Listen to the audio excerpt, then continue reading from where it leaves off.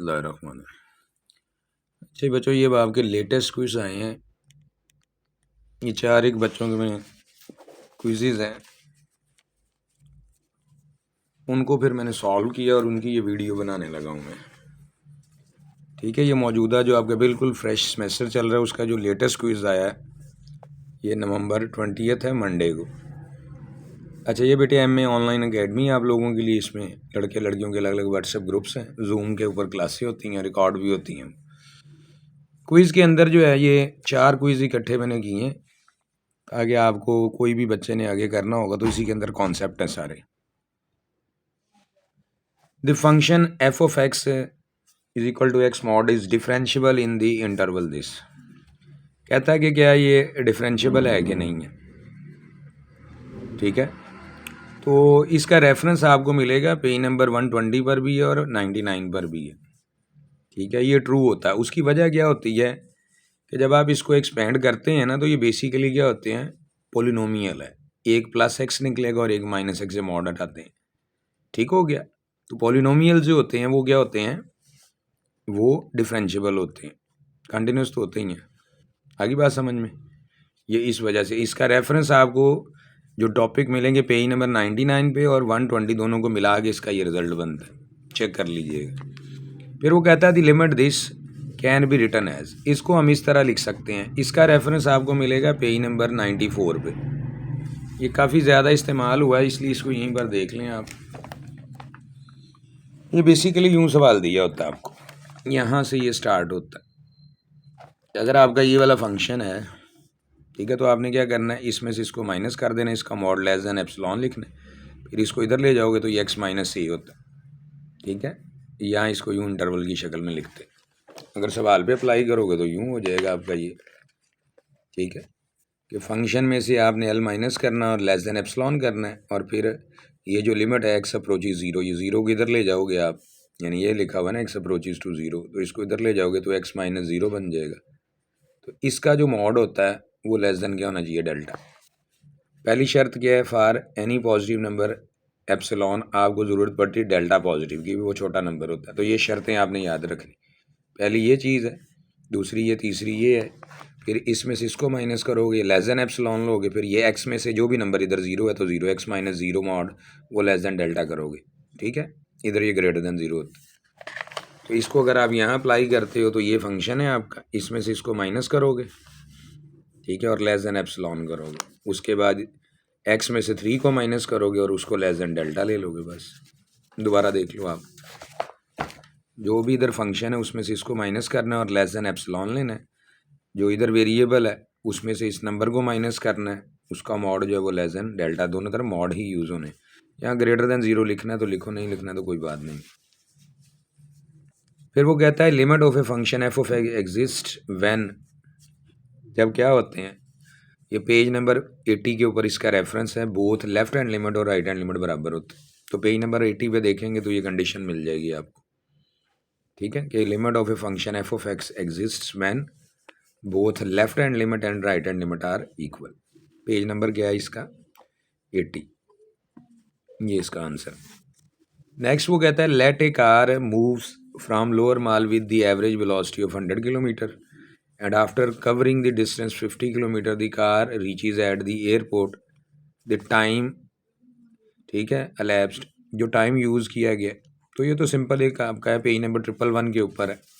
ठीक है, वैसे भी ये सिंपल रूल होता है। ठीक है, वेलोसिटी जो होती है वो क्या होता है, जो डिस्टेंस कवर आप करते हैं उसको टाइम पे डिवाइड करते हैं, और अगर टी को इधर मल्टीप्लाई कर दें, वी इधर नीचे ले आइए ले। ठीक है, तो डी क्या है आपका 50 और वेलोसिटी क्या थी 100, तो ये 1/2 सेकेंड्स आ जाएगा। ठीक है, या आर कर लो आप इसको जो भी, तो ये आपके पास बन जाएगा। रेफरेंस इसका फार्मूला जो लिखा हुआ है ये पेज नंबर 111 के ऊपर।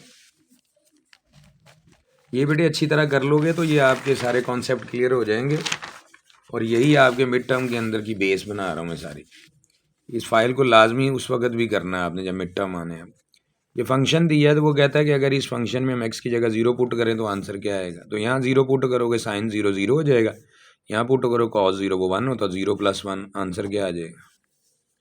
भैया आपने लिमिट ही पुट करनी है ना यूँ। एक्स अप्रोचेज टू ज़ीरो है, तो रूल ही होता है कि राइट साइड पे जहाँ जहाँ एक्स होता है वहाँ वहाँ ज़ीरो पुट कर देते हो। ये लो, तो ये ज़ीरो हो जाएगा और ये वन है, zero plus one one answer आ जाएगा। इसके बाद है limit of a function f of exist if left hand limit, ये जो लेफ्ट हैंड लिमिट है यानी वन के ऊपर माइनस का मतलब क्या, लेफ्ट, और वन के ऊपर प्लस का मतलब राइट हैंड, तो लिमिट कब एग्जिस्ट करती है, जब लेफ्ट हैंड लिमिट और राइट हैंड लिमिट का आंसर सेम होता है। तो अगर लेफ्ट हैंड लिमिट 5 है तो राइट हैंड लिमिट भी क्या होगी, 5 होगी, तब वो लिमिट एग्जिस्ट करेगी। ये डेफिनेशन कहाँ मिलेगी, पेज नंबर 80 पे आपको। ठीक हो गया कि लिमिट किसी फंक्शन की कब एग्जिस्ट करती है, जब ये दोनों चीज़ें आपस में बराबर होती। ठीक है, ये मैं आपको आखिर में बता भी देता हूँ कि लिमिट वो कह रहा है, ये लिमिट कोई किसी भी नंबर को, जो भी है आपका नंबर 1, ये एग्जिस्ट करती है। ठीक है, आंसर इसका बाद में हम तय करते हैं क्या, तो इसकी एग्जिस्टेंस तब होती है कि अगर इसकी 1 जो है, इसकी लेफ़्ट साइड से आप नंबर्स को लेके आओ, ये मैंने एक लेकर डिटेल में बनाया हुआ है। ठीक है, 8 9 उसको चेक कर लेना, वो अगर बराबर हो जाए इसकी राइट हैंड लिमिट के, ये लेफ्ट हैंड लिमिट होता है जब 1 के ऊपर माइनस आता है। तो अगर ये दोनों आपस में बराबर हैं, ठीक है, फ़र्ज़ करो 5 है, तो तब ये एग्जिस्ट करेगी और यही फिर इसका आंसर बन जाएगा। इस वजह से उसने लिखा। ये सारी डेफिनेशन का पेज नंबर भी बताता हूँ आपको। फिर वो कहता है कि अगर लिमिट एक्स अप्रोचेज 3 ये एग्जिस्ट है, what can be concluded about limit, तो अगर वो कहता है लिमिट एग्जिस्ट करती है, तो 3 प्लस का क्या मतलब है, राइट हैंड लिमिट, और 3 माइनस का क्या मतलब, लेफ्ट हैंड लिमिट। तो ये तो लिमिट ही तब एग्जिस्ट करती है जब ये दोनों बराबर होते। ठीक है, तो आप क्या लिखोगे, they both exist and are equal to this. तो ये फिर वही सवाल है, पिछले को रिपीट कर दिया, पेज नंबर 80। लिमिट जब भी एग्जिस्ट करती है तो ये दोनों चीज़ें बराबर होती है और इसके बराबर, यानी ये तीनों चीज़ें आपस में बराबर हो जाती है। Tangent x is continuous everywhere accept eight, ठीक है, तो टेंजेंट हर जगह के ऊपर कंटिन्यूस होता है, सिर्फ वहाँ पर डिसकंटिन्यू हो जाता है जहाँ इन्फिनिटी आ जाता है। तो टेंजेंट एक्स होता क्या है, sign x over cos x. ठीक है, तो अगर आप क्या करते हो, टेंजेंट इसका पाई बाई 2 पुट कर देते हो, तो ऊपर साइन पाई बाई 2 है, नीचे क्या आएगा, कॉस पाई बाई 2।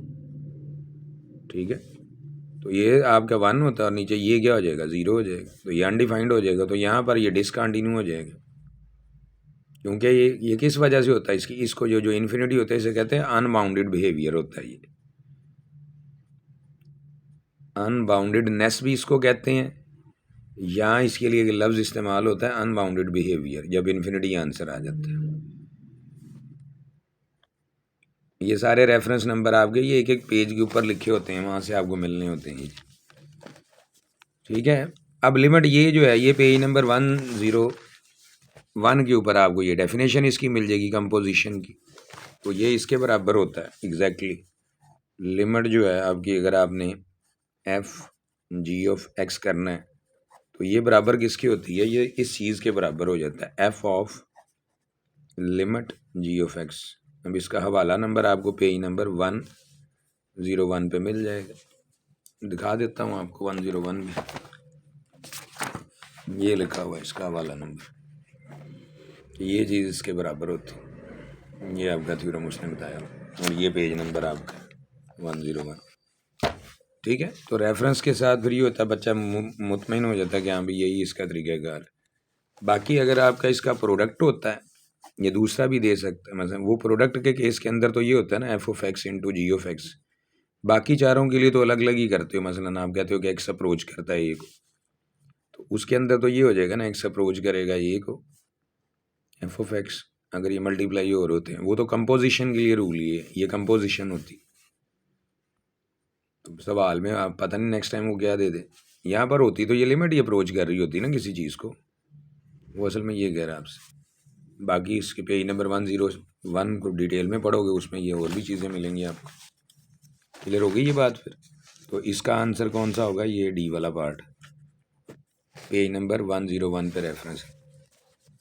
अगला आपका सवाल है, वो ये कहता है what can be concluded about the continuity of f of x equal to 1।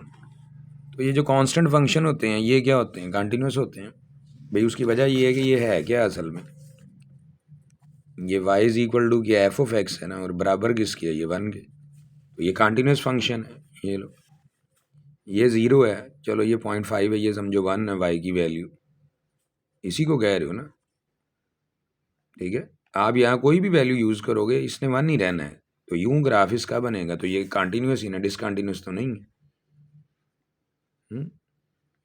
यूं चलता जाएगा, यहाँ चाहे जो मर्जी वैल्यू यूज़ करो, 1 2 3 4 5, हर एक के लिए पॉइंट आते जाएंगे, तो आपस में क्या होता जाए, उनको मिलाओगे, बीच में रियल नंबर और भी लेने हैं ना, इन्फिनिट होते हैं। उसके बाद वो कहता है कि the squeeze theorem is used when, तो स्क्वीज थ्योरम तब यूज़ किया जाता है कि the function is bounded between two other functions whose limits are known, जिनकी लिमिट्स नॉन होती है। अब ये पेज नंबर 107 पे दिया हुआ इसका रेफरेंस, तो अगर आप उसको देखोगे तो 107 पे आपको ये रेफरेंस मिल जाएगा, ये पूरी की पूरी थ्योरी मिलेगी आपको। ये फंक्शन इन दोनों के दरमियान में आ गया और इन दोनों की लिमिट भी एग्जिस्ट करती है, ये है। आई बात समझ में? तभी जो इसकी लिमिट होगी वही फिर फंक्शन की बन जाती है। ये पेज नंबर 107। उसके बाद आता है, ये कहता है कि if y is equal to x square हो then which of the following is the true value about it over the interval 3 4। 3 4 के लिहाज से ये जो स्टेटमेंट दी है, पहली एवरेज रेट ऑफ चेंज 8 है, एवरेज रेट 7 है, तो ये 7 बनेगा। उसकी वजह ये पेज नंबर 113 के ऊपर है, ठीक है, 113 पर है ये। तो ये है क्या, ये दो तरह से होती हैं चीज़ें, ठीक है। तो एवरेज रेट के लिए ये रूल अप्लाई किया जाता है। आपके पास इंटरवल है क्या है जी, पहले उसने इंटरवल ये दिया हुआ है और फंक्शन आपको ये दे दिया जिसको एफ ऑफ एक्स कहते हो आप, एक्स स्क्वायर के बराबर। तो ये असल में होता है एवरेज रेट ऑफ चेंज जो होता है इसके,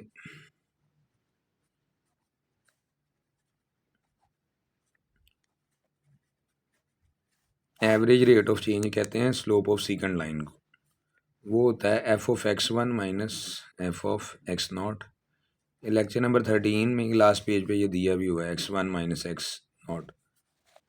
अब एफ ऑफ एक्स वन क्या है, ये एक्स नॉट होता है, ये एक्स वन है। एक्स वन 4 है और एक्स नॉट 3 है, पिछले पॉइंट को नॉट कहते हैं, अगले फिर 4 में। अब ये आपके पास एफ ऑफ एक्स ये दिया है एक्स स्क्वायर, तो अगर आपने इसकी वैल्यू निकालनी है 4 की, तो ये 4 का स्क्वायर बन जाएगा।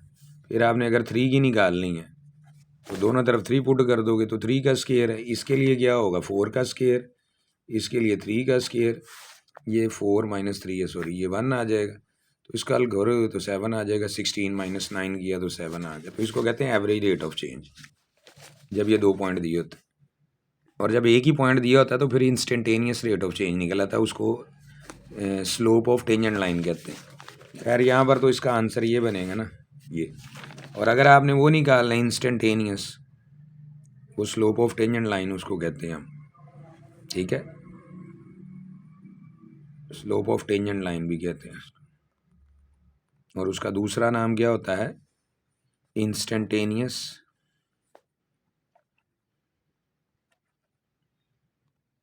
Rate of change. वो ये उसमें फिर ये होता है, लिमिट करते हैं हम, एक्स वन अप्रोच कर जाता है एक्स नॉट को, बस उसमें और इसमें ये फ़र्क होता है। तो ये लेक्चर नंबर 13 के आखिर में एक एग्जांपल दी है, उसको डिटेल में कर लेंगे तो वो भी समझ आ जाएगी आपको।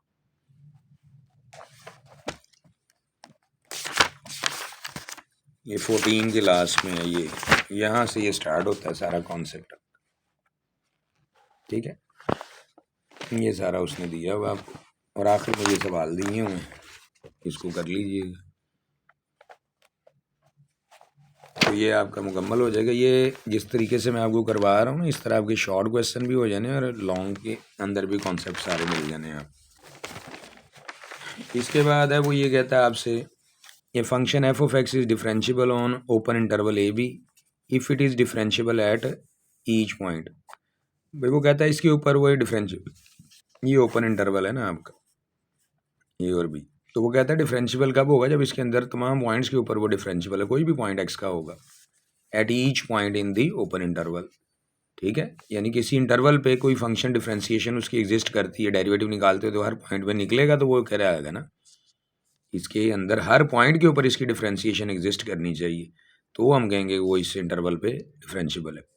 डिफरेंशिएशन एग्जिस्ट करने का क्या मतलब है कि आपको अगर ये फंक्शन दिया है, ये दिया हुआ y is equal to x square, और फिर एक पॉइंट x दे दिया जाता है 2, तो आप इसका डेरिवेटिव निकालो पहले, तो ये कितना आ जाएगा 2x। तो ये स्लोप होती है टेंजेंट लाइन की। तो फिर आप इस डेरिवेटिव के अंदर जब इसको पुट कर देते हो किसको, x की वैल्यू 2 को इधर, तो इसका ये मतलब होता है। ठीक है, अब ये x की वैल्यू 2 है ना, तो इंटरवल क्या दिया होगा आपको, ओपन इंटरवल दे दिया होगा, 1 से 4 तक कर लो चलो। तो आप 1 से 4 के दरमियान कोई भी वैल्यू जो चाहे सारी पुट करोगे तो इसका आंसर निकलता आएगा, क्योंकि ना तो कोई अंडर रूट है ना ही डिवीजन के अंदर आ। तो हम कहेंगे कि ये वाला फंक्शन क्या है, डिफरेंशिएबल है इस ओपन इंटरवल पे। क्यों? क्योंकि 1 और 4 के दरमियान में जितने नंबर्स हैं, ठीक है, उनमें से जो भी नंबर इसमें पुट करोगे तो इसका आंसर कोई फाइनाइट नंबर आएगा, इन्फिनिटी नहीं आएगा। अगर आंसर इसका इन्फिनिटी आता इसमें से कोई नंबर लेने के बाद, तो हमने कहना था कि उस पॉइंट पे वो डिफ्रेंशिएशन एग्जिस्ट नहीं करती। आगे वो कहता है assess the significance of using epsilon and delta in the formula definition of a limit, why are these parameters necessary. तो वो कहता है ये ज़रूरी क्यों है। ज़रूरी तो ये इसलिए है, सबसे पहले to express the closeness of f of x to l. ये पेज नंबर आपको दिया 93 पे, मैं दिखाता हूँ, फिर आपको इसका एग्जैक्ट आइडिया हो जाएगा कि ये है क्या। ये असल में लिखा हुआ है यहाँ पर, वर्डिंग में लिखा हुआ है उन्होंने ये, ठीक है।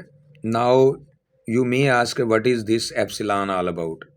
Well it is the number that signifies the idea of f of x being as close to l as we want to be. ठीक है, कि हम चाहते हैं कि एफ ऑफ एक्स करीब होना चाहिए एल के, तब ये आइडिया जनरेट होता है। एल या फंक्शन की वैल्यूज इधर आती हैं, ये वाई एक्सिस के ऊपर, इन दोनों को हमने करीब के करीब करना होता है। तो बहरहाल अभी के लिए इसका आंसर क्या बनेगा, ठीक है, कि ये जो एप्सिलॉन या डेल्टा, इसकी ज़रूरत क्यों होती है, to express the closeness of f of x to l. ठीक है, ये पेज नंबर 93 पे कहता है which of the following is an example of a removable discontinuity. तो अगर कोई होल आ जाए ना बीच में ग्राफ में, तो उसको कहते हैं रिमूवेबल। मिसाल के तौर पर ये है, आप कहते हो कि यहाँ पर जो एक होल आ जाता, फिर ग्राफ इसी तरह चलता है। ये आपकी बुक का सवाल है असल में, ठीक है। ये 2 है तो इधर क्या होता है, इसका 4 है। ये असल में यूँ दिया हुआ सवाल, ठीक है। तो ये जो होल होता है ना, इसको हम कहते हैं रिमूवेबल डिसकंटिन्यूटी। वो आप इसको ख़त्म कर सकते होते हैं, तो आप इसको फैक्टराइज कर लेंगे ना। अगर आप इसको फैक्टराइज कर लेते हैं तो वो रिमूव हो जाती है। फिर इस वजह से ये कहा जाता है इसको, ये कट गया ना, अब तो बचेगा क्या, x+2। तो अब ये नया फंक्शन ले लो, एफ ऑफ एक्स जो है, यही बन गया ना। तो अब इधर 2 पुट करोगे, अब तो नहीं ना इन्फिनिटी आएगी, तो रिमूव हो जाएगा। इस वजह से इसे हम कहते हैं कि अगर ग्राफ में कहीं इन्फिनिटी आते तो वहाँ पर एक पॉसिबिलिटी बनती है। ज़रूरी नहीं कि हर मरतबा वो ख़त्म ही हो रहा हो, लेकिन पॉसिबिलिटी होती है। Which of the following is an example of removable discontinuity. 4 option थे ना, infinite discontinuity, vertical asymptote, jump discontinuity, लेकिन असल में क्या होल इन दी ग्राफ हो, तो ये इसका करेक्ट आंसर है। ठीक है, कहता let h of x x square है if this equal to this which statement is true. तो फिर ये दोबारा वही आपके पास आ रहा है, ठीक है, बार बार वही कि आपने क्या करना है, जब भी ये सवाल दिया है तो इसमें से इसको माइनस करके मॉड लेना, और लेस देन क्या करना है, एप्सिलॉन, और इसमें से इसको माइनस करके लेस देन किसके कर लेना, डेल्टा के। बस देखो, इसमें से इसको माइनस किया, मॉड लिया, और लेस देन किसके करना है, एप्सिलॉन के। इसमें से इसको माइनस करोगे, मॉड लोगे, और लेस देन लेना डेल्टा। इधर तो आना है ग्रेटर देन 0 है ना। लेकिन सबसे इंपॉर्टेंट बात ये है कि पहले आना चाहिए for every epsilon positive there exist delta positive. ये याद रखने की बात, ठीक हो गया। ये चारों चीज़ों की तरतीब याद रखनी है आपने। पहले होना चाहिए एप्सिलॉन पॉजिटिव, फिर डेल्टा पॉजिटिव होना चाहिए, फिर इसका और इसका डिफरेंस जो है वो लेस देन एप्सिलॉन होना चाहिए, फिर इसका और इसका डिफरेंस क्या होना है, लेस देन डेल्टा होना चाहिए। अगर इनमें से कोई चारों की तरतीब उलट जाती है तो वो आंसर नहीं बनेगा। ये पेज नंबर 95 पर पूरी डिटेल है इसकी, ये देखो, ये मैं कह रहा हूँ आपसे, ठीक है। इसमें से इसको माइनस करना है, इसका मॉड लेना है, और लेस देन किसके करना है, एप्सिलॉन के। फिर एक्स में से 0 को माइनस करके इसका मॉड लेस देन करना है डेल्टा के, इधर तो ग्रेटर देन 0 आएगा। और इधर पहले क्या है, एप्सिलॉन पॉजिटिव होना चाहिए और डेल्टा पॉजिटिव होना चाहिए। 1 2 3 4 और ये 5 चीज़ें होंगी तो ये स्टेटमेंट ट्रू होती है। अब देखो, ये अगर फ़र्ज़ करो वो इसको डॉज कर ही देता है ये कर देता है आपके लिए। अब गौर से देखो अब क्या कह रहा है वो, कि for every delta positive there exist epsilon such that ये लेस देन है, implies if x minus 2 less than क्या हो जाएगा डेल्टा। आई बात समझ में? अब इसमें फ़र्क क्या है, अगर आप दोनों के अंदर फ़र्क देखो तो फ़र्क एक ही चीज़ का, ये तो वही चीज़ है, ये भी वही चीज़ है, सिर्फ डेल्टा वाले को इधर लिख दिया और इसको बाद में लिख दिया। नहीं, रूल क्या है कि एप्सिलॉन के लिए जो है ना हमें डेल्टा की ज़रूरत होती, वो कह रहा है डेल्टा के लिए एप्सिलॉन की ज़रूरत है, बाकी चीज़ें तो सेम है, तो इस वजह से ये इसका आंसर नहीं है। अब बात समझ में आ गई? तो ये याद रखने वाली चीज़ें कि जो एप्सिलॉन को पॉजिटिव रखने के लिए हमें डेल्टा की पॉजिटिव की ज़रूरत होती, किस तरह से, ठीक है, कि इस फंक्शन में से इसको माइनस करोगे और उसका मॉड लेस देन एप्सिलॉन होना चाहिए, और एक्स में से 2 को माइनस करके मॉड जो है लेस देन डेल्टा होना चाहिए। अब आ जाओ आप अगली चीज़ के ऊपर। अगली चीज़ क्या आपके पास है, कहता है कि is the function f of x e raise to power l n x continuous at x equal to 0। नहीं, ये कंटिन्यूस नहीं है, क्योंकि जब आप यहाँ पर एक्स की जगह 0 पुट करोगे तो एल एन 0 तो डिफाइंड ही नहीं होता, तो ये फिर क्या है, नॉट डिफाइंड। ठीक हो गया। इसके बाद कहता है what is the value of cos x into tangent x over x as x approaches. तो इसका वैसे तो रेफरेंस आपको मिलेगा sine x over x x approach to 0 108 page पे 1 है, लेकिन सवाल अगर आप हल करोगे तो ये यूँ होना है सवाल हल, ये कॉज एक्स है इंटू क्या टेंजेंट एक्स बटे में एक्स है, तो आप क्या करो, ये कॉज एक्स है, ये एक्स है, ये टेंजेंट को लिख लो sine x over cos x, और लिमिट भी अप्लाई करनी, वो सवाल में उसने बताया हुआ है कि एक्स अप्रोच करता है 0 को। ठीक है, तो ये और ये कट जाएंगे, बाकी क्या बचेगा, limit x approaches to 0 sine x over x, तो ये 1 के बराबर हो जाएगा। ठीक हो गया जी, ये पेज नंबर 108 है इसका रेफरेंस नंबर जो। इसके बाद अगला फिर ये बार बार उसने वो डेल्टा और एप्सिलॉन की फ़िलॉसफी दी हुई थी। खैर यहाँ अब इसको हल करना है तो वो तो इसको फैक्टराइज कर लो आप, हल हो जाएगा। ये लिमिट है एक्स अप्रोचेस टू 5 है, तो x square minus 25 divided by क्या है, एक्स माइनस 5 है, तो आप इसको क्या करोगे, ये एक्स अप्रोचेस टू 5 है, यहाँ पर आप लगाओ x plus 5 into x minus 5 है, डिवाइडेड बाई क्या होगा, एक्स माइनस 5, तो ये और ये कट जाएंगे, इसमें लिमिट पुट करोगे तो ये 5 प्लस 5 क्या आ जाएगा, 10 आ जाएगा, तो ये इसका करेक्ट आंसर बन जाएगा पहले वाला, इसकी लिमिट जो है वो 10 आएगी। Consider the function this if limit is this which statement is true. तो ये वही अभी आपको बताया, ये पेज नंबर क्या है आपका 95 के ऊपर है, वही बार बार चीज़ ने रिपीट होना है। क्या होना है जी, फंक्शन में से इसको माइनस करके क्या करना होता है, लेस देन एप्सिलॉन करना होता है, फिर एक्स में से 3 को माइनस करके लेस देन ये होना चाहिए, लेकिन पहली शर्त क्या है कि एप्सिलॉन को पॉजिटिव रखने के लिए हमें डेल्टा को पॉजिटिव लेना पड़ता है, बस ये चीज़, यही मैंने पहले बताई है। ठीक है, बाकी ऑप्शन देख लो तीनों, वो करेक्ट नहीं है ये वाले, ठीक है, ये करेक्ट नहीं है। आगे वो कहता है if given any number epsilon positive we can find a number delta positive such that, इसके लिए शर्त क्या होती है ये, और ये पेज नंबर कौन सा है 94 के ऊपर, अभी चेक कर लो आप चाहे, ये 94 के ऊपर उसने शर्त दिखी हुई है, ये देख लो। ठीक है, इसके लिए ये शर्त है, ये 1 2 तीनों चीज़ें, ये भी लिखा था, ये भी 1 2 3 4 और ये 5, तो इसलिए ये इसका आंसर बन जाता है। ठीक हो गया जी।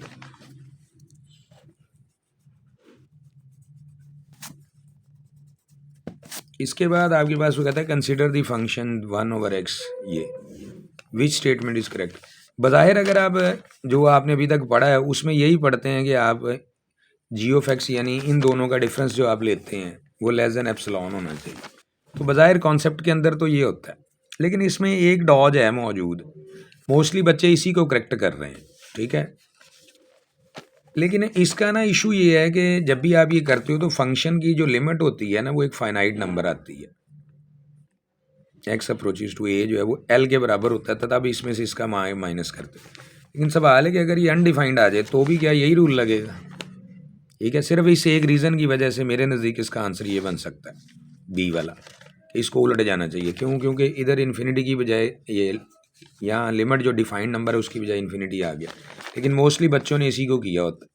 For every epsilon positive delta positive होना चाहिए कब, ठीक है। ये तो हो गया ना एक्स मॉड का क्या मतलब है, ये एक्स है तो एक्स माइनस, असल में तो ये यूँ होता है एक्स माइनस ज़ीरो, ये लेस देन होना चाहिए, ठीक है। और इधर क्या होता है जो आप पढ़ते हो, ठीक है, इधर तो आपने यही रखना है कि अगर आपकी ये लिमिट है एक्स अप्रोच कर रहा है ए को, जी ऑफ एक्स इन्फिनिटी, तो असल में तो ये यूँ होता है जी ऑफ एक्स का मॉड माइनस जो भी इधर नंबर होता है उसको लेस देन आप क्या करते हो एप्सिलॉन के, ठीक है। लेकिन अब चूँकि इसके अंदर ये इन्फिनिट आ गया है, ठीक है, तो माइट भी पॉसिबल कि इसके लिए कोई रूल वैसे बाकायदा तो नहीं डिफाइंड है, तो ये आंसर में भी करेक्ट हो, क्योंकि यहाँ इन्फिनिटी उसने लिखा ही नहीं होता, ये मैं कह रहा हूँ आपसे, ठीक है। बाद आइदर वे जो है देखते हैं कि इसका फाइनल आंसर क्या रिजल्ट निकलता है, अभी उस पर मज़ीद अगर इन्वेस्टिगेशन की एग्जैक्ट, क्योंकि इसमें आपके बुक में नहीं है इसका एग्जैक्ट रेफरेंस, ठीक है। बहरहाल बच्चों ने इसी को करेक्ट किया होता है, तो कर दोगे तो ठीक है, कुछ नहीं होता। अगर ये आंसर भी इसका करेक्ट होगा तो भी पता चल जाएगा, और इसके करेक्ट होने की सिर्फ ये रीज़न है कि यहाँ इन्फिनिटी है, अदरवाइज़ अगर यहाँ कोई फाइनाइट नंबर होता है तो फिर यही रूल लगता है। लें जी, ये आपके हो गया 22 है। अब 23 पे आप आएंगे, कहते हैं what is the value of this, इसकी वैल्यू क्या है, तो इसको हल करना है आपने और वैल्यू निकालनी है।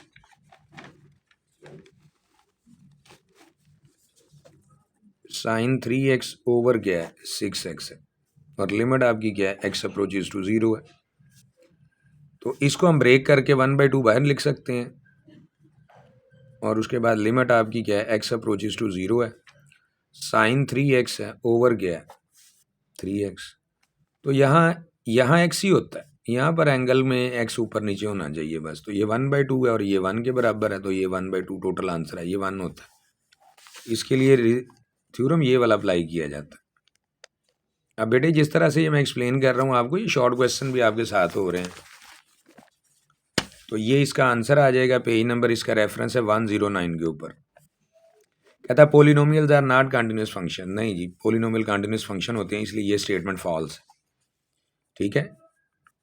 पेज नंबर 99 पे आपको इसका थ्योरम मिल जाएगा।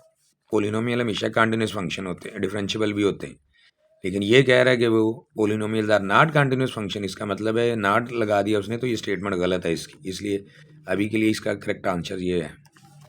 If the function is differentiable at a point then it is also, वो कंटिन्यूस भी होता है, जो जहाँ पर डिफ्रेंसिएशन एग्जिस्ट करेगी कंटिन्यूटी भी आ जाती है, ठीक है। कुछ केसेस होते हैं जहाँ डिफर कर जाती हैं चीज़ें। अगला फिर ये वही आया, इसमें से इसको माइनस करो, लेस देन मॉड ले लो। अब जिसमें इसमें से माइनस करोगे तो ये रिजल्ट क्या निकल आएगा, माइनस माइनस पॉजिटिव हो जाएगा।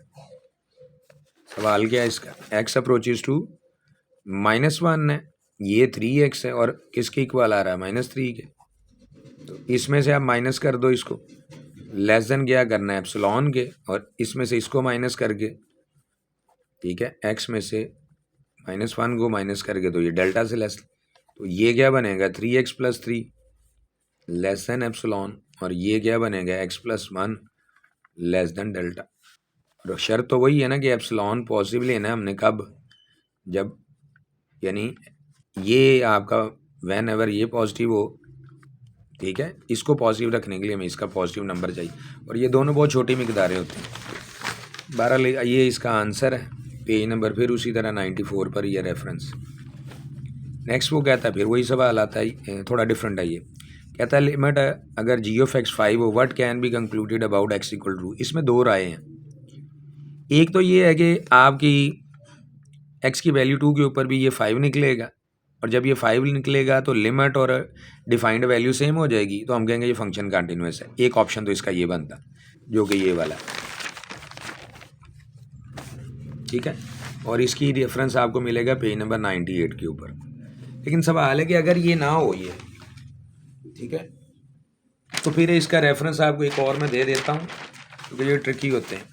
अभी के लिए आपका यही आंसर इसका बनता है, अगर वो सेम होगी, लिमिट एग्जिस्ट करती है और लिमिट 5 है उसकी, और उसकी डिफाइंड वैल्यू भी 5 है, तो हम कहेंगे वो क्या है, फिर हम ये कह देते हैं कि हाँ भाई वो कंटिन्यू फंक्शन कंटिन्यूस हो जाता है ना, उसकी कंडीशन पूरी होती है। पेज नंबर 98 के ऊपर 3 शराइत दी हुई कंटिन्यूटी के, लेकिन फ़र्ज़ करोगे अगर वो उसके बराबर नहीं है तो फिर ये इसका रेफरेंस मिलेगा पेज नंबर 120 पर आपको।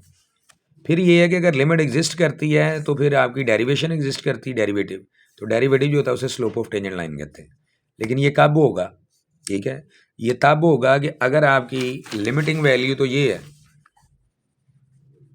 एक्स अप्रोचेज टू 2 जो है जी ऑफ एक्स 5 हो, लेकिन जो आपकी लिमिटिंग वैल्यू है ना एक्स, फ़र्ज़ करोगे आप ये कहते ही हो डिफाइंड वैल्यू जो है जी ऑफ 2 वो कुछ और निकल आती है, तो फिर हमारे पास ये वाला ऑप्शन इसका करेक्ट होना है। फिर स्लोप जो डेरिवेटिव है वो एग्जिस्ट करता है, क्यों? क्योंकि लिमिट एग्जिस्ट करती है। जहाँ भी लिमिट एग्जिस्ट करती है वहाँ पर डेरिवेटिव जो है ना वो एग्जिस्ट कर जाता है। ठीक है, लेकिन ये कब होगा कि अगर लिमिटिंग वैल्यू 5 है और डिफाइंड वैल्यू उसके नंबर के ऊपर ये है। ठीक है, तो फिर कंटिन्यूटी की कंडीशन नहीं होती, ये फिर सिर्फ इसके अंदर डेरिवेशन एग्जिस्ट करेगी। लेकिन अगर ये कंडीशन होल्ड करती है, ये 5 हो और ये भी क्या हो जाए 5 हो जाए, तो फिर कंटिन्यूटी वाली कंडीशन होल्ड करेगी। हम कहेंगे जी ऑफ एक्स क्या है, इज कंटिन्यूस, ठीक है, एट एक्स इक्वल टू 2, और अभी के लिए यही इसका करेक्ट ऑप्शन। ठीक है, क्योंकि ये स्पेसिफाई नहीं किया हुआ ना, तो फिर हम इसके साथ चलते हैं। तो ये डॉज करने के लिए करता है, अभी के लिए इसका ये आंसर है।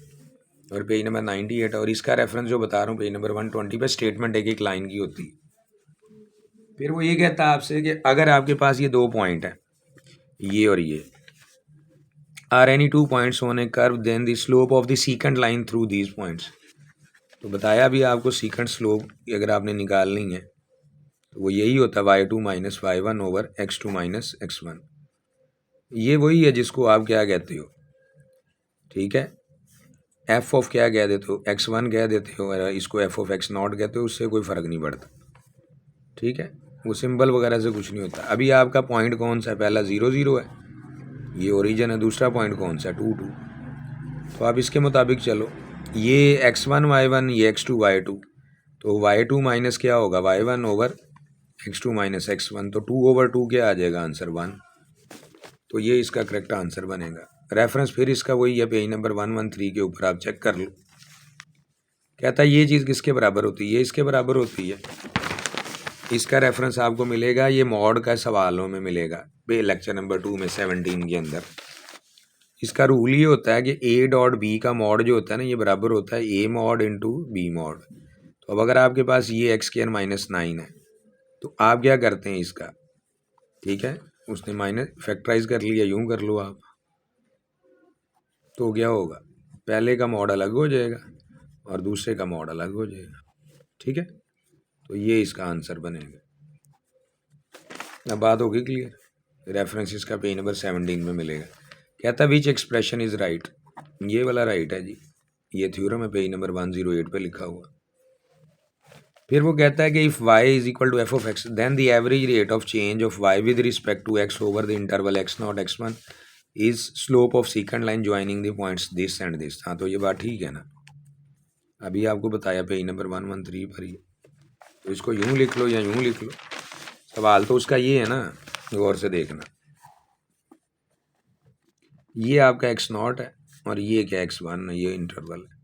ठीक है, तो जब आप इसमें पुट करते हो, मैं एक मिसाल देने लगा हूँ आपको। ठीक है, जब आप ये कर्व है आपका, फ़र्ज़ करो यूँ घूमता ही, ठीक है, इसके ऊपर आपका ये पॉइंट आता है, इसके ऊपर आपका ये, तो आप इन दोनों पॉइंट्स को जब मिलाते हो तो ये लाइन जो पास इसमें से करती है ये सीकेंट लाइन होती है, ए और बी, ये सीकेंट है आपका। ठीक है, तो इसके अंदर क्या होता है, ये इसको वाई नॉट भी कहते हैं या एफ ऑफ एक्स नॉट कह देते हैं आप लोग। और ये जो आपके पास आ रहा है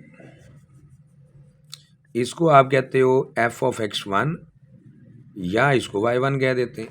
तो अब अगर आप निकालोगे तो वही डेफिनेशन ही लगेगी जो पहले लगाई है आपने। स्लोप अगर आपने सीकेंड की निकालनी है तो आप कैसे निकालोगे, ठीक है, दो पॉइंट्स बने हैं ना। अब ये पॉइंट कौन सा बना है, ए पॉइंट में क्या है, ये एक्स नॉट, और ये क्या है वाई नॉट, ले लो या यूँ ले लो। तो यही वो बात आपको कर रहा है कि ए पॉइंट में एक्स नॉट है, एक्स की वैल्यू, और वाई की value F of x not है, या इसको वाई नॉट भी कह सकते हो आप यूँ, ये एक्स नॉट आ गया, इसको वाई नॉट, और बी पॉइंट क्या आपका x1 है और दूसरा क्या एफ ऑफ x1 है, तो इसको आप कह लोगे ये x1 है तो ये क्या y1 है। तो स्लोप ऑफ सीकेंड जो है आप दोनों तरह से लिख सकते हो, यूँ भी F of x1 minus F of x0 जो भी पीछे बताया डिवाइडेड बाय क्या करोगे x1 माइनस x0 लिख लो, या इसको कह लो y1 माइनस इसको y0 आपने कहा हुआ नीचे वही x1 माइनस x0। ठीक हो गया, ये सीकेंड की बात कर रहे हैं बार बार। तो सीकेंड की जो स्लोप होती है उसे एवरेज रेट ऑफ चेंज कहते हैं, और जो इंस्टेंटेनियस रेट ऑफ चेंज है वो स्लोप ऑफ टेंजेंट है, वो मैंने पहले आपको बता दिया। बहरहाल ये स्टेटमेंट जो है ट्रू है, क्योंकि इन्हीं दो पॉइंट्स को यूज़ करके, क्योंकि डिस्टिंक्ट पॉइंट है, एक ये वाला और एक ये वाला, तो स्लोप ऑफ आप सीकेंड निकालते हैं। फिर अगला सवाल है आपका, वो ये कहता है कि if a function g of x is continuous on the closed interval a b, what can be said about the behaviour of g of x on the open interval. तो ये तो पेज नंबर आपका 102 के ऊपर reference दिया हुआ है, बस वो लिखा हुआ है ये g is continuous on the interval, बस वहाँ 3 शर्तें हैं, उनमें से एक ही है। Y is tangent x continuous everywhere except where cos x. अभी रीज़न पीछे बताई थी कि अनबाउंडेड बिहेवियर होता है इसका, इन्फिनिटी आंसर आ जाता है जब कॉज क्या हो जाता है बटे टेंजेंट के बटे में कॉज 0 आए तो। ठीक है, अनबाउंडेड बिहेवियर होता है, ये डिवीजन बाय 0 नहीं है, वो डिवीजन बाय 0 तो पहले ही बता रहा है ना। ठीक है, वो ये कह रहा है कि आपके पास साइन एक्स है ओवर क्या है कॉज एक्स। ठीक है, अब आपके पास कॉज एक्स जो है, पहली बात है कॉज एक्स 0 कब होता है, जब 90 होगा, यही वो कह रहा है ना आपसे, जो भी है। ठीक है, ये π/2 इधर भी लिख लो, इधर भी लिख लो π/2, इधर भी लिख लो π/2, उसका मसला नहीं है, ये 1 हो जाएगा ये 0 हो जाएगा, इसका आंसर ही 0 है। तो अब ये अनडिफाइंड हुआ, यानी कॉज एक्स कब 0 होगा, जब कॉज की वैल्यू π/2 होती तब वो 0 होता है। अब आ जाओगे आप, तो ये अनबाउंडेड बिहेवियर होता है ना, इन्फिनिटी आ जाता है। फिर वो अच्छा दूसरा जो होता है ना, ये इसके अंदर एक और प्रॉब्लम आता है जहाँ लिमिट ही नहीं एग्जिस्ट करती, वो ऑसिलेशन होती है, लेकिन यहाँ पर अनबाउंडेड बिहेवियर है। ये पेज नंबर 81 के ऊपर 2 पॉइंट दिए हुए हैं कि लिमिट कब एग्जिस्ट नहीं करती है, जब लेफ्ट हैंड लिमिट और राइट हैंड लिमिट इक्वल ना हो, और वो कब होती है, एक केस ये होता है, वो दूसरा ऑसिलेशंस की वजह से होता है, वो पढ़ लीजिएगा। फिर कहता है function f is set to be continuous on a close interval a b. ये बड़ी ब्रैकेट का मतलब क्लोज होता है कि ए बी शामिल है, ये मतलब होता है, ये ए है और ये क्या बी है, यानी ये ए वाली वैल्यूज़ भी शामिल है और ये इसके इन अंदर वाली वैल्यूज़ भी शामिल है। If f is continuous from right at a and f is continuous from left and b and f is continuous on open interval a b. ये पूरा थ्योरम है, पेज नंबर 102 पे देखोगे तो 3 शर्तें आएंगी, एक ये है, एक लेफ्ट की और एक राइट की, पेज नंबर 102 पर। ठीक है, तो वहाँ पर ये दी हुई शर्तें। अब जो एज इट थ्योरम है उनकी स्टेटमेंट को तो आपको उसी तरह ही करना पड़ेगा ना। फिर वो कहता है function f is called continuous from the right at point c if f of c is defined and right hand limit f of exist and right hand limit बराबर होनी चाहिए एफ ऑफ सी के। ये वही पेज नंबर है जो अभी आपको बताया 102। ठीक है, उसमें तीनों चारों शर्तें पढ़ लीजिएगा।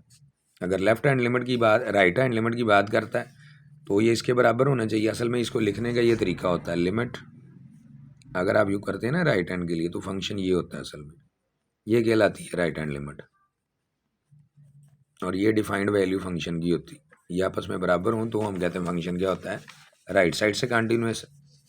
ठीक है, और ये लेफ्ट हैंड लिमिट होती है जिसको आप लिखते हो कि x approaches to C.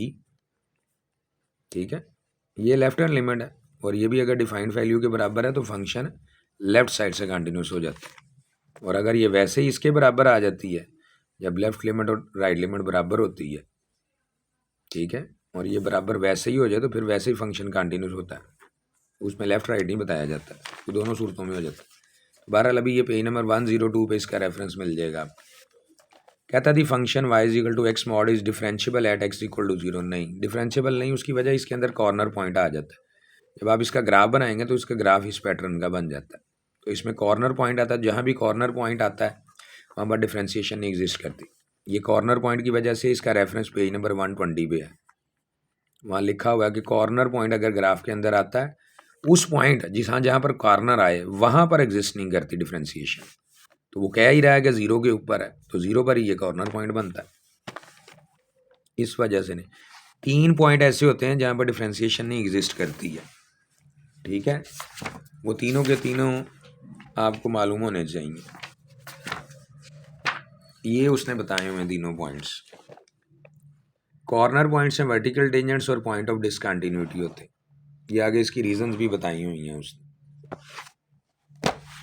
Next है आपका, ये फिर वही सवाल आ गया आपका, ठीक है, ये आपको फंक्शन दिया हुआ है ये, तो अब उसने एप्सिलॉन की बजाय ई यूज़ कर लिया और डी कर लिया, तो काम वही है। इसमें से इसको माइनस करोगे और लेस देन करोगे एप्सिलॉन के या ई के, और एक्स में से 1 माइनस करके क्या करोगे, मॉड लेस देन करोगे डी के। अब डी दे दिया, ये डी लिखा हुआ है, ये भी डी है, बस ये सेटिस्फाइड है। पेज नंबर क्या है 94 के ऊपर रेफरेंस है इसका, दोबारा देख लो। इसमें से इसको माइनस करके लेस करना है, किससे, एप्सिलॉन से या ई से, अभी ई दिया हुआ है, और एक्स में से 1 माइनस करके उसको लेस करना है डी से। यहाँ पहले डेल्टा था, होता था, अब डी दे दिया, पेज नंबर 94 पे ये। फिर कहता है कि अगर y is equal to x square हो then average rate of change of y with respect to x over the interval. तो अभी ये सवाल 2 मरतबा कर दिया आपको। सवाल ये है उसका, y is equal to x square है और इंटरवल क्या है आपका 1 से 2 तक। तो आपने इसका क्या करना है, एफ ऑफ एक्स ही दिया हुआ है ना ये, तो y इज इक्वल टू क्या करोगे, एफ ऑफ 1 का स्क्वायर ये आ जाएगा, फिर ये दिया एफ ऑफ 2 है, तो 2 का स्क्वायर ये 4 आ जाएगा। तो स्लोप आप एवरेज रेट ऑफ जो चेंज होती है स्लोप ऑफ सीकेंट होती है, तो अभी आपने पढ़ा, ये y1 है, ये y2 ले लो आप, तो y2 minus y1 over x2 minus x1, तो ये आ जाएगा 4 माइनस 1 और ये आ जाएगा 2 माइनस 1, ये आ जाएगा 3 और ये 1, तो 3 आंसर इसका आ जाएगा। ये पेज नंबर कौन सा है, 113 पर।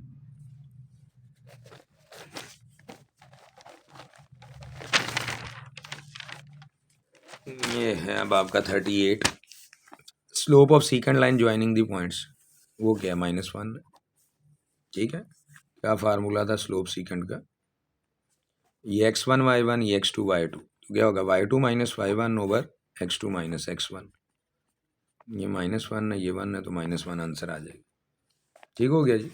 नेक्स्ट है कहता है इन इक्वेलिटी, ये जो है holds in any subset of this interval namely, ये पेज नंबर अभी आपको बताया पहले भी 94 के ऊपर, दोबारा देख लो, ठीक है, इसकी बात कर रहा है ना, ये इसका रिजल्ट बनता है, ये देखो, ठीक है, ये बन रहा, इसके लिए इसके लिए इसके लिए इसके लिए ये बनता है, ये बनता। उसके बाद 40th कहता थी slope of tangent line to this at x equal to 2। तो अभी बताया आपको कि टेंजेंट लाइन आपने निकालनी है, उसकी स्लोप निकालनी है, y इज इक्वल टू के एक्स स्क्वायर प्लस 1 और x की वैल्यू 2 के ऊपर निकालनी है, तो डेरिवेटिव निकाल लो आप, dy ओवर dx, इसका हो जाएगा 2 की पावर x प्लस कॉन्स्टेंट का 0 है, तो टोटल आ जाएगा आपके पास क्या है जी 2x है, ये स्लोप होता है ना टेंजेंट का, ठीक है। तो अब टेंजेंट का स्लोप अगर आपने कोई स्पेसिफिकली निकालना है dy ओवर dx करके, तो वो होता है x की वैल्यू 2 के ऊपर, तो हो जाएगा 2 into 2 which is equal to 4, इसे कहते हैं स्लोप, इसे इंस्टेंटेनियस रेट ऑफ चेंज भी कहते हैं, ये भी याद रखना, इंस्टेंटेनियस रेट ऑफ चेंज। तो ये बेटे आपके पास आ जाएगा इसका आंसर 4। इसके बाद कहता है कि अगर y is equal to x square then which of the following is true about it over the interval, बार बार वही आ रहा है, ठीक है। ये होता है एवरेज रेट ऑफ चेंज 7 आता है, ये मैंने पहले भी कर दिया, ये x0 ये x1 है, तो इसमें पुट करके इसी तरह ही निकालना आप, जिस तरह ये निकाले हुए। फिर वो कहता है average speed of a particle passing through the points, इन दोनों पॉइंट से एवरेज का क्या मतलब है, यही निकालना है रेट ऑफ चेंज, ठीक है। इसमें से इसको माइनस करो डिवाइडेड बाई इसमें से इसको, तो 2/2 करोगे तो कितना आ जाएगा 1 आ जाएगा, ठीक हो गया। ये पॉइंट्स है ना, ये पहले भी अभी आपने किया सवाल, तो ये रेपिटेशन हो रही है इसकी, तो अब ये आपको क्लियर हो जाना चाहिए, और ये बहुत इंपॉर्टेंट आपके लिए मैंने वीडियो बना दी थी ताकि आपको y2 minus y1 over x2 minus x1 ये मिड में भी काम आ जाएगी, ठीक है। बाकी बेटे मैंने आपको ये 42, ये 4 MCQ 4 बच्चों के थे मेरे पास आए, तो उनको फिर मैंने सॉल्व किया। ये बेटे मैंने आप लोगों के लिए बनाई हुई है एकेडमी M में, ऑनलाइन एकेडमी, जिन बच्चों को नॉलेज चाहिए, ठीक है। एक दो बच्चों ने आर्गूमेंट मुझसे किया है कि जी CGPA हमारा 4 आ रहा है। बेटे 4 आपका आ रहा है, मैं आपका टेस्ट लूँगा तो आपके पल्ले कुछ नहीं होगा, फिर क्या करोगे? प्रैक्टिकली तो वो चीज़ें होती जाके, वहाँ नंबर थोड़ी होते हैं। आपने सॉफ्टवेयर इंजीनियरिंग पढ़नी है या CA, तो वहाँ स्किल आपको चाहिए होती है। बात ये करने को टीच करना मकसद नहीं है आपको, ठीक है। ये है बेटे, इसके ऊपर बॉयज़ और गर्ल्स के लिए सेपरेट बने हुए हैं। असाइनमेंट भी मैं सारी आपको यूट्यूब पे दे रहा हूँ, क्विज़ेस भी दे रहा हूँ, ठीक है। लेकिन ये एकेडमी इससे बहुत आगे के मैटर्स हैं इसके। ये जो आप नंबर या क्विज़ असाइनमेंट है, ये तो बहुत छोटी सोच है आप लोगों की। मैंने आप लोगों के लिए स्पेशलिटी के लिए बनाया हुआ है सारा कुछ, ठीक है। और ये चारों सब्जेक्ट की टोटल 2000 पर मंथ फीस है। पर सब्जेक्ट की नहीं, ये चारों की 2000 है पर मंथ, ठीक है। अब आप चाहे एक पढ़ें या दो पढ़ें या तीन पढ़ें या चार, फीस यही रहती है बेटे। और ये 5 मंथ का सेशन होता है आपका जो मेरे पास है।